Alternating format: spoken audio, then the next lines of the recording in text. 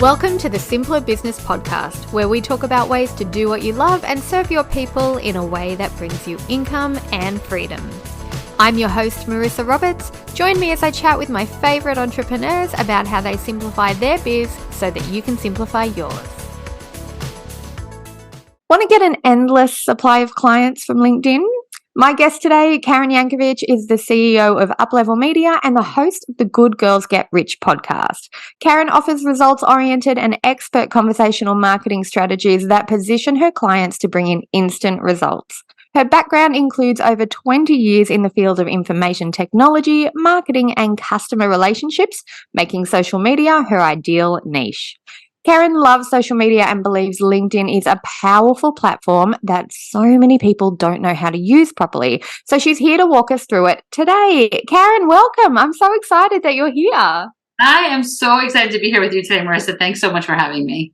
Oh my gosh, this is going to be such a good conversation. No one that I know in the entrepreneurial space, small business owner, practically no one uses LinkedIn on a regular basis. They'll go in there when they think of it, a bit of a post my heart's and go. beating a little bit here. Okay. There's this traditional thing where people leave corporate and leave LinkedIn. And I'm like, no, there's so much you can do with that as a business owner. So yeah, I'm so excited to chat about it with you today. I think we're going to hit some really good ideas for people that are, practical and actionable things that they can actually do without having to commit to a huge process, but something that they'll actually get results from. And I think that's really what people are looking for. We feel like we have to be everywhere on social media, and LinkedIn feels like, just another platform. But actually, it can be one of the most lucrative ones, right? Oh, it absolutely is. And I tell my clients, let's spend some time on LinkedIn, make you some real money, and then you can pay people to help you with all those other platforms. I love that. Right? This is where the opportunities are. Marissa, if I asked 100 people where they got their biggest job, their biggest client, their biggest opportunity from, 99 of them are going to tell me a referral. Yeah. And LinkedIn is where referrals happen online. I'm not asking you to give me 99% of your marketing dollars or time, but how about 50% or 25% so that we are making referrals repeatable so we can get those big, juicy contracts. And then again, I'm not saying don't be in other places, but do all that after you've done the money-making stuff that you can do on LinkedIn. Yeah. Oh, that sounds like it's so much more manageable in the long term than actually having to try and be everywhere at once and ghost your business as a result and just completely lose your momentum. Oh, good. Well, I'm excited to jump in. So let's start with establishing a personal brand on LinkedIn. How do we do that? Yeah, well, we do that with your profile, right? It is, we live in a world right now, certainly, a post-pandemic world, if that's what we're living in. We learned how important virtual is, and we learned how important a virtual presence is. And not to say that we're not in person, we are, but at the same time, we are spending a lot more time Googling people, checking out their digital presence than we ever did before. And LinkedIn is where you can tell the world what you want them to know about you. LinkedIn is also all business. So it's not like Facebook, do I put this to my friends? Do I have to decide which list this goes to, or Instagram or TikTok? It's all business. It's like walking into a business networking event. You know everyone is there to talk about their business. It doesn't mean you walk up to people and you say, hey, buy my stuff, but you know that the conversations are around business. And because of that, you don't have to really pitch yourself. So back to why the brand is important. It's like, how are you showing up? How are you showing up for those networking conversations? How are you showing up for, when people search your name online, right? Are you showing up like you want to be seen? And so many people say to me, well, LinkedIn is it's like your online resume. And I really believe that your resume is all about who you used to be. LinkedIn should be positioning you for the person you're stepping into, right? Like dress for the job you want, right? You should be shining a light on the person you're becoming, the people you support and help, the mission you have in this world. And it is not about your business. Your website is about your business. Maybe your LinkedIn company page is about your business. Your LinkedIn profile is about you, the brand of you, what makes you amazing, and why you are somebody I should have in my world.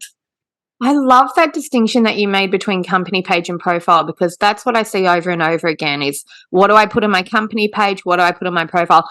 If I have a personal brand, do I just need a mirror image of the company page and the profile? And yeah, there's a lot of confusion with that. So that clears it up a lot. Yeah. Wow. Okay. So, in terms of personal brand, it's all about what you can bring, and you've already got a Mhm. primed audience, and that's why LinkedIn is such a sweet spot to hit. You're right. Because if I think about Facebook, that problem of do I post to my friends, like do I post to my profile page because that's where I've got the most followers, but they're not actually interested in my business, or do I post to my business page where I have 1/10 of the followers, but they're actually there for business stuff? It's a bit of a mind game, And does isn't it? anybody see it anyway, right? Because we never know what Facebook algorithm's doing, right? And does anybody see it anyway? So That's so true. it's, Okay, so it's personal yeah. brand, personal profile. Great. Okay, we've got that. What about relationship building? Because the thing that a lot of people worry about is with LinkedIn, their experiences, they've been on LinkedIn and they get random messages from complete strangers that are just a pitch in the first message. And you know which ones they are. They're, really long message, feels a little bit spammy. So I know a lot of my listeners are worried about doing the same thing because they don't want to get hit with the spam tag. What are your thoughts on that? Yeah. So you're right. And that does denigrate LinkedIn, and it makes people shy away. But I like to refer to LinkedIn as my money tree. And that is those are the weeds. So if we do not, if we do not, care for our money tree because we're worried about the weeds, we are leaving so much opportunity on the table. So I think what I teach people how to do is really micro target. I do think like your network, your connections, your relationship, that's at the heart of everything that I teach. At the end of the day, of course, I'd like you to post, but don't really care about the algorithm. What I care is who's on your calendar, right? Yeah. So I also believe with every fiber in my body that there never has to be cold outreach. There is always somebody, like whoever's listening today, like there's two people right here, Marissa and I, you can connect with on LinkedIn and say, hey, I heard this episode and here's what I thought about it. I'm going to share it with my audience. Now you're providing value to both of us, right? And it's a great way to start building relationships. Do that, times a couple each week. I mean, I usually start people off at about 5 people a week to do outreach to. Mhm. And, remember, you already got probably a lot of people already in your network, right? Let's not overlook them. Like, reach out to some of them. Hey, what's going on? How's it been going? You're building actual relationships with people. And this is timeless marketing. Like, this has worked since the beginning of time. We know that people buy from other people. Referrals get us our biggest opportunities.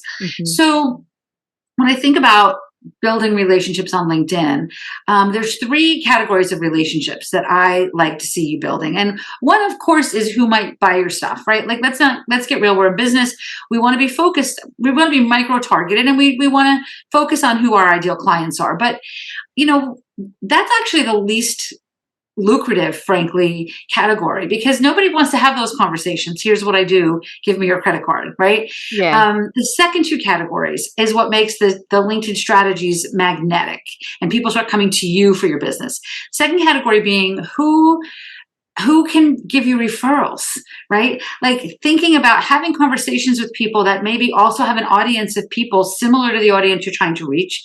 And you're reaching out to them and saying, hey, let's chat. Maybe we can collaborate. Who do you know that might be interested in what I do? Let me know what you do. Maybe I can help you, right? Those conversations there is probably the vast majority of the work that I personally do on LinkedIn, because that to me is where the biggest opportunities are. If I meet somebody in like the back of an Uber and I'm like, oh, I teach LinkedIn and PR marketing, they're like, okay, great. But if Marissa says, no, you need to listen to Karen because she teaches LinkedIn and PR marketing, now people are listening to you, right? So take that same concept to LinkedIn and just have 1 or 2 conversations each week with somebody that can maybe make some referrals to you, and you can make some referrals to them. The third category is the category that so many people overlook, and that is journalists. Who are the people that write about the kinds of things that you are expert in? Who are the podcast hosts that talk about the kinds of things that you're expert in? I mean, Marissa, you have a podcast. I have a podcast. Do you wake up every morning with people on LinkedIn going, I love Marissa's podcast this week, tagging you, talking about it, tagging your guests? Like, it doesn't happen as often as people think. So you will remember that. Yeah. When people do that, you will remember that. And I bet you also probably get a lot of like cold pitches, right? So when you're connecting with people in a warm way and sharing what you love about their show or sharing their article that they wrote and, saying, I love this article by, not just sharing the article, but connecting with the writer of the article and building like connecting with them on LinkedIn and tagging them in your post and saying, such a great point of view by this person. The news media needs us doing this, and they will remember this. And, it used to be 20 years ago, they would say, like, if it bleeds, it leads, right? Well, now they talk about if it's shareable, it's airable. And if you go to a newsroom, they actually have leaderboards with how many social media posts and likes and comments all of their hosts and journal, their hosts have. So they're looking for this. If you're doing this, they're going to know who you are. And then when they're looking for an expert, maybe the next time they're looking for an expert, they'll call you, right? So it's about building actual relationships. If you're a local business, if you have a business that geography is important, you should know every single one of your local journalists that write about what you do. Mm-hmm. Buy them coffee, take them out to lunch, build actual relationships with them. But remember, I'm going to take this a step back now and say, if you've done the work and you have a great LinkedIn profile, it makes this part a lot easier because your profile does a lot of the heavy lifting. And then now when people Google you, right, when they throw your name in a Google search before they want to hire you, not only do they see your LinkedIn profile, but they see pages and pages of media that you've been featured in, right? And it gives you so much credibility. And that's how you land those bigger contracts. It sounds complicated, but it's really almost the most simple process that there is in marketing. It's just a matter of being consistent and looking for a consistent way to have these calls on your calendar. Yeah, I love that. Okay, so build an authentic relationship, do lots of sharing, lots of tagging, lots of commenting. Think of it in terms of two-way referrals. Would you actually reach out and be like, hey, this is where I get a little bit like, nervous about doing stuff like this.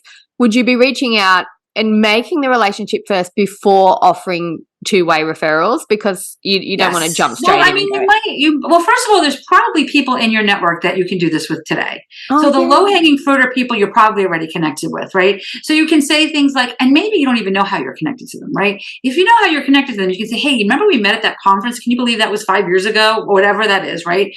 But if it's somebody that you've never met, and you're like, honestly, I don't know how we're even connected here on LinkedIn, but your name came up on my network, and it looks like you serve this audience. I do something similar. I wonder if it's worth a quick call to see if there's any, collaboration opportunities. And I am a big fan of these calls being fast, 15-minute calls, because it's a lot easier to get a yes for a 15-minute call than it is for a 30-minute or a half hour or an hour-long call. Mm-hmm. And if on that call there's opportunity, then you can book that second call. But also, if on that call you find out that the person on the other end is a little nutty and you really don't want to look for opportunities, you're not stuck talking to them for a half an hour or an hour, right? It's a quick call. But then as far as outreach, there's so many ways, let's just use Facebook groups as an example. There's every Facebook group that's focused on entrepreneurs has hey, are we connected on LinkedIn, right? Like, you don't have to connect with all those people, but do a little research, spend an hour looking at who those people are that, might be somebody that you can collaborate with, and say, hey, I'm connecting with you from that post in this group. But as I look at your profile, I think there might be some real conversations we should have, right? So you can do that. And this is a ninja trip, Marissa, but another way to do this is to, we're taught as entrepreneurs to build our email list. Well, what if you took that email list and looked for those people on LinkedIn and said, hey, you know a lot more about me than I know about you. These are your leads because they're already on your list, right? What if you then say, thank you so much for allowing me into your inbox every week. I want to know more about you. So I sought you out on LinkedIn to connect with you here. And it looks like you're doing some really interesting things, right? So these are the things. Don't do this times 100. Do this times 5 each week. Mm-hmm. And I'm telling you, everything's going to change in your business. I really love that ninja trick. That was so clever, because you're right. I've got so many people on my email list who I do actually connect with on a regular basis based on that email subscriber relationship.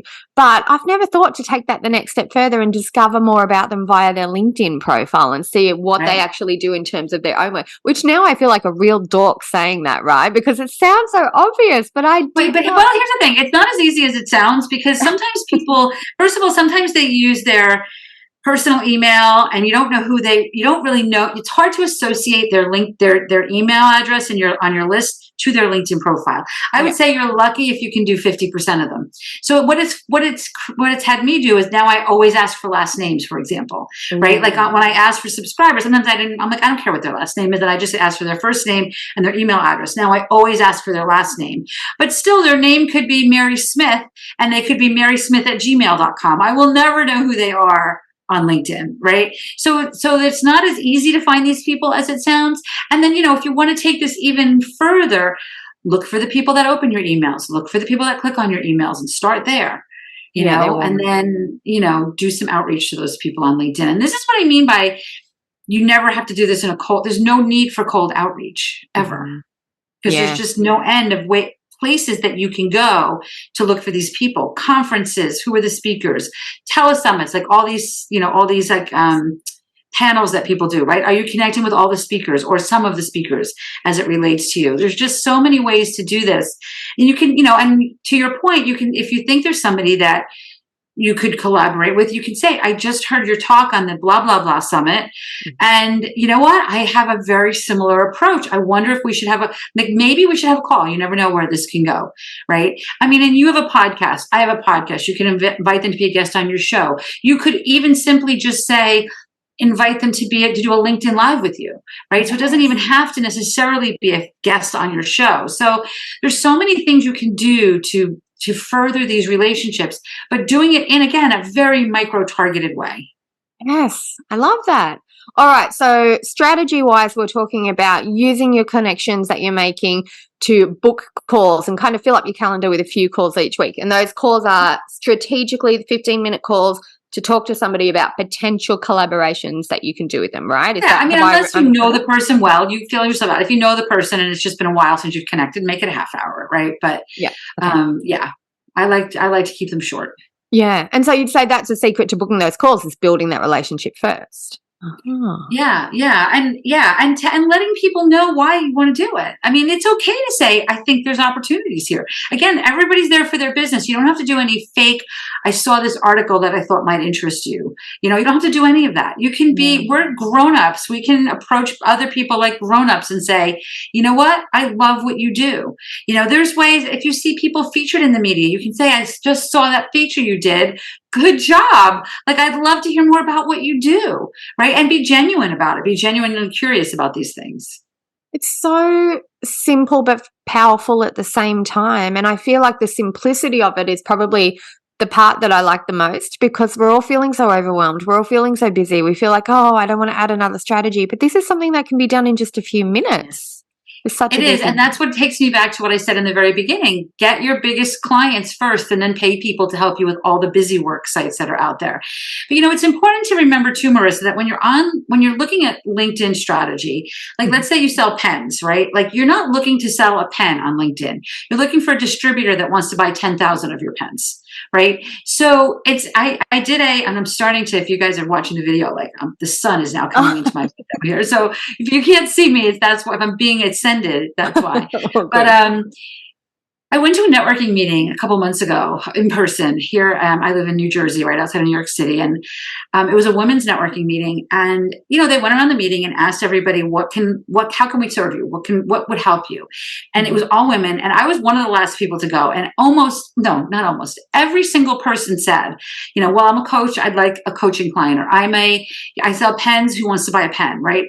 And when it got to me, I really had to temper myself a little bit, because I really wanted to jump in and say, like, my heart was like breaking a little bit, because I was like, I want every one of you to say, I sell notebooks. Who do you know that owns a stationery store? Not who do you know that wants to buy a notebook. So it's shifting your thinking a little bit when you're doing this marketing on LinkedIn, right? You're not, again, nobody's looking for the buy my stuff. And if you're a coach, right, like, partner with other coaches that might be a good collaboration, right? If you have a coach, you can say, I've got this, I've got this free assessment.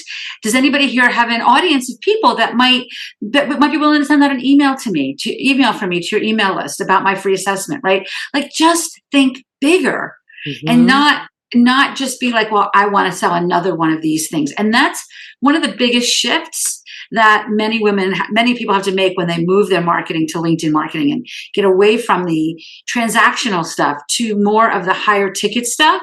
And even coaches, like when I work with coaches and consultants, we live in a world right now where people will pay for fast results. And I know that, if you're a weight loss coach, you can't say, and if you pay me double, you'll lose that weight by Friday. Like, I know that doesn't happen, right? But there's a lot of things you can do to offer like a jump start, right? Like, hey, let's get together. We're going to spend a half day together up front, and we're going to clean out your pantry, and we're going to do this, and we're going to create exercise routines for you.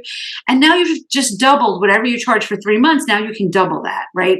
That's what I want you to be thinking about, not overcharging, but having a big, fat, juicy offering that you can over deliver on if you have enough budget in it. And that's what I mean when I say that's where the money is. It's not just that.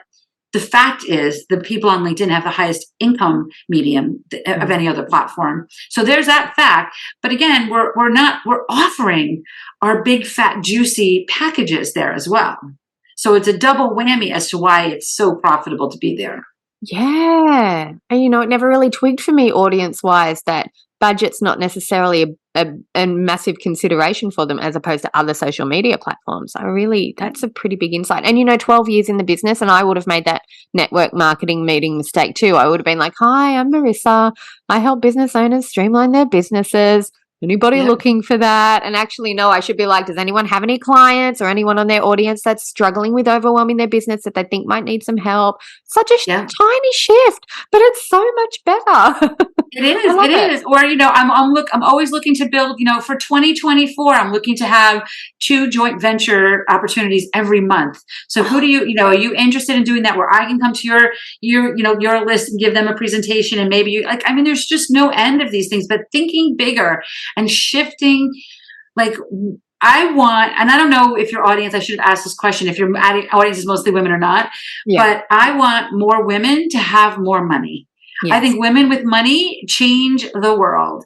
And it starts with us. It starts here. We have to start thinking bigger. We have to start thinking for the bigger opportunities. Yeah. In fact, I listened to a podcast today for a guy I never heard of before, and it was so funny. And I love men, and I have plenty of men that are clients.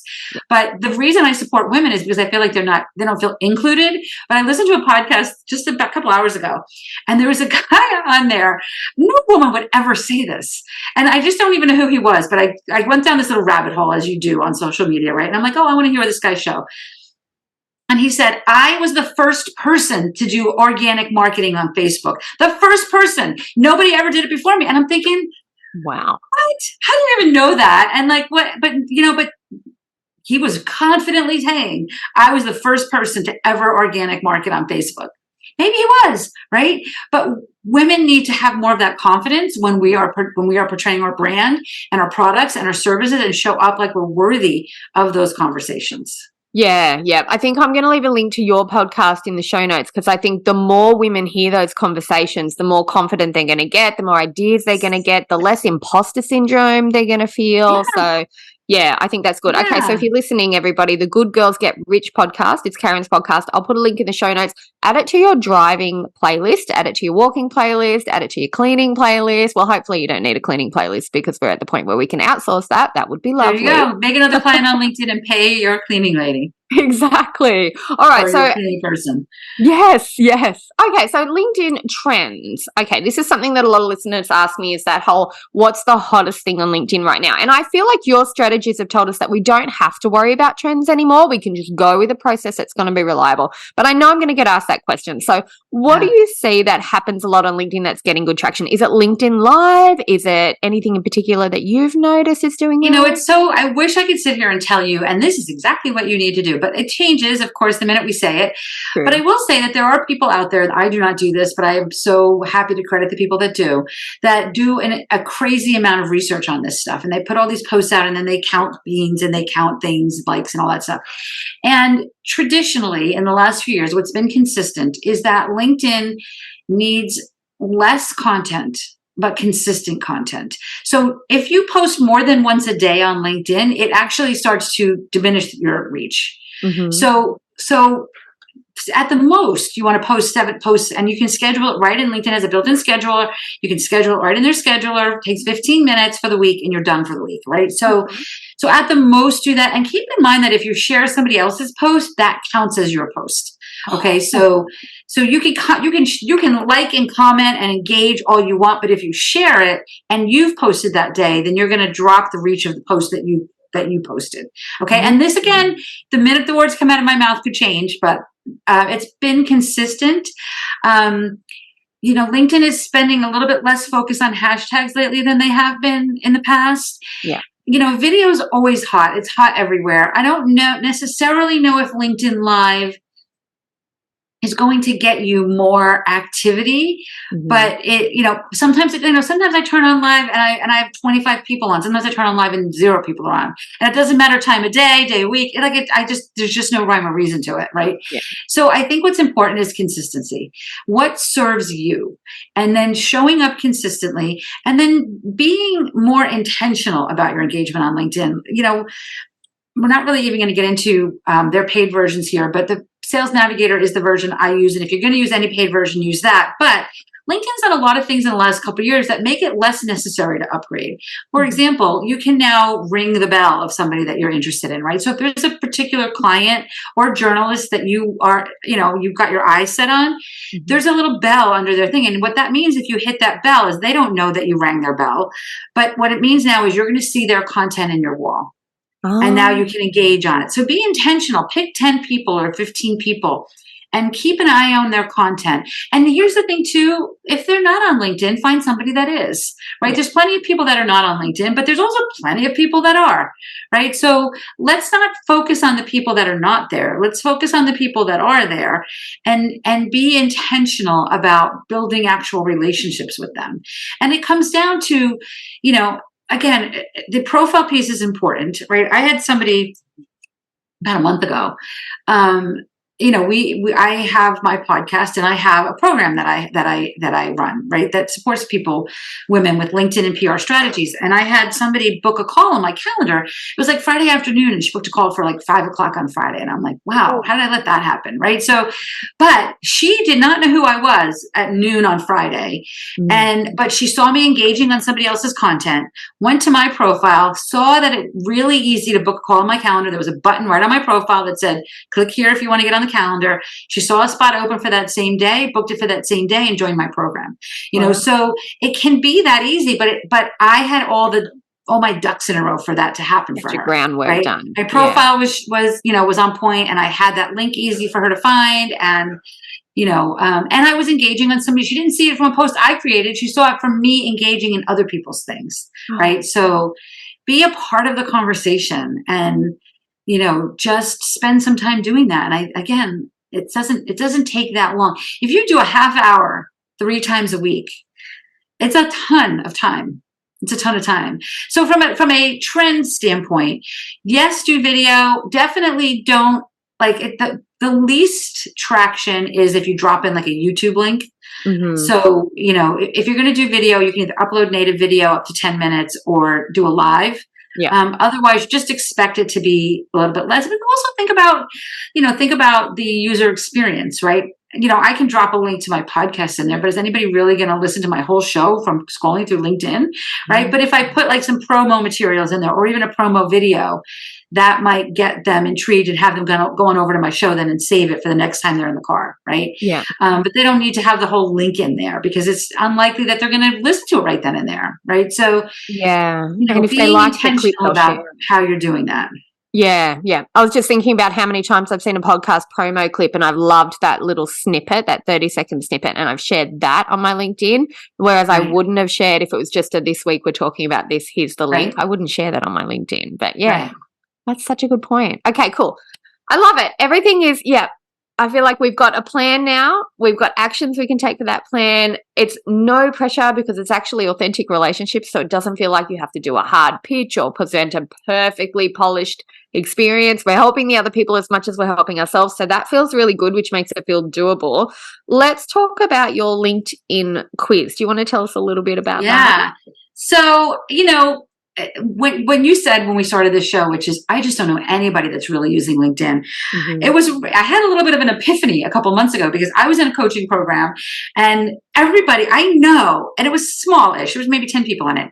And everybody there I know LinkedIn would have absolutely changed their business. And somehow, and I was a student in this program, so I was not out there marketing my own stuff. But at one point it came up and every single one of them said, oh, I don't use it. I don't know what to do. I don't know where to start. I don't know what to do. And I'm like, I am preaching to the choir.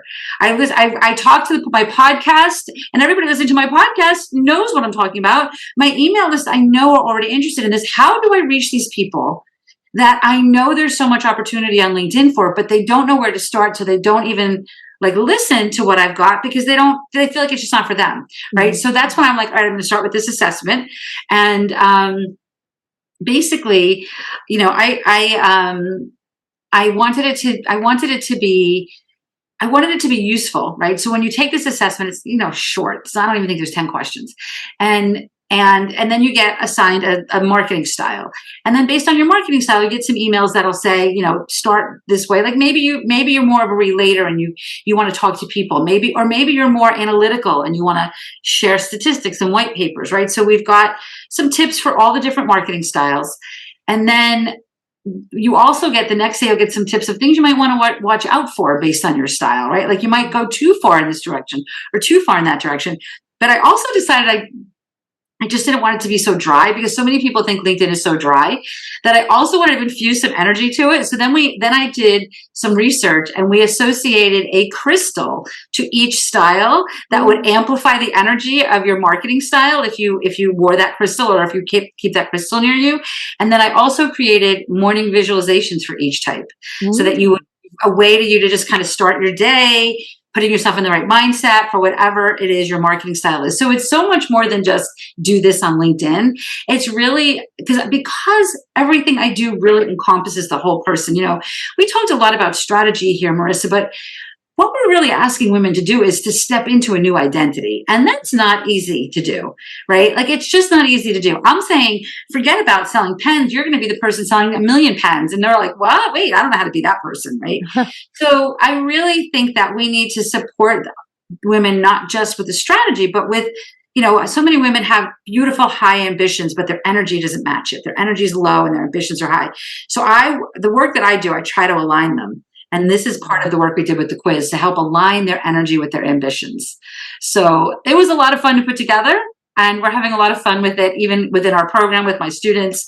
I just mailed them all necklaces with their crystal on it. And, it's been a lot of fun to kind of just it's the same strategies, but really incorporate the left brain and the right brain into it and not just have it be so cut and dry and so bland. Yeah, dry is the word, isn't it? Yeah, this sounds so much more appealing. I love it. Yeah, it's a lot. It was a lot of fun to put together. I'm going to go take it myself. Okay, so I'll make sure I've got a link in the show notes for that. So it's linkedinquiz.com, right? That's right. Beautiful. And for whatever reason, if that doesn't go to where it goes, because sometimes people tell me it doesn't, if you go to KarenYankovich.com/quiz, it'll get you there also. Oh, lovely. Okay. And it's all over my website too. So they can find it easily. You cannot find it.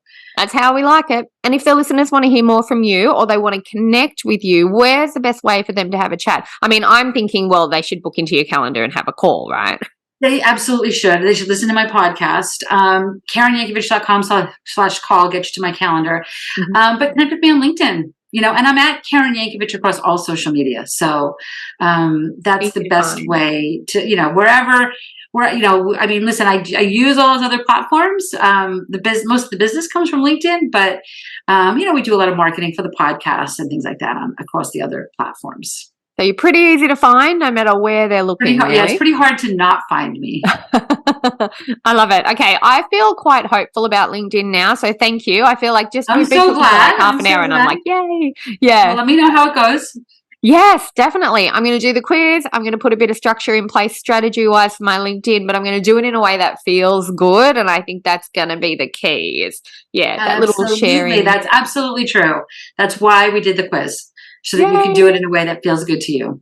Oh, good. Okay, so everybody listening, I've got the links in the show notes, so it's really easy to find more from Karen when you're ready. I think you should jump straight into it because LinkedIn is one of those pools where a lot of people have created their profile, but not a lot of people are swimming in there every day or doing the sort of things that are going to make a big impact on their business. So if you go in and try this, try it over the next month, come on over to our profiles and let us know how you go, because we want to know exactly what you try, exactly how it works out. We want to hear your success stories because I think it's going to be amazing. And if you enjoyed listening to this episode as much as I've enjoyed chatting with Karen today, please head over to Apple Podcasts, leave us a review, because I want to make sure that we're talking about topics that are really helpful for you. The more you share with us, the more we can share that's going to help you too. And yeah, hope you all have a wonderful day, and I'll see you in the next episode. I hope you enjoyed this episode of the Simpler Business Podcast. If you did, please subscribe, rate and review us on Apple Podcasts. There's a link in the show notes to make it nice and easy for you, just the way we like it. If you're ready to simplify and scale your business, you can get started with my free audio class at marissaroberts.com. See you next time.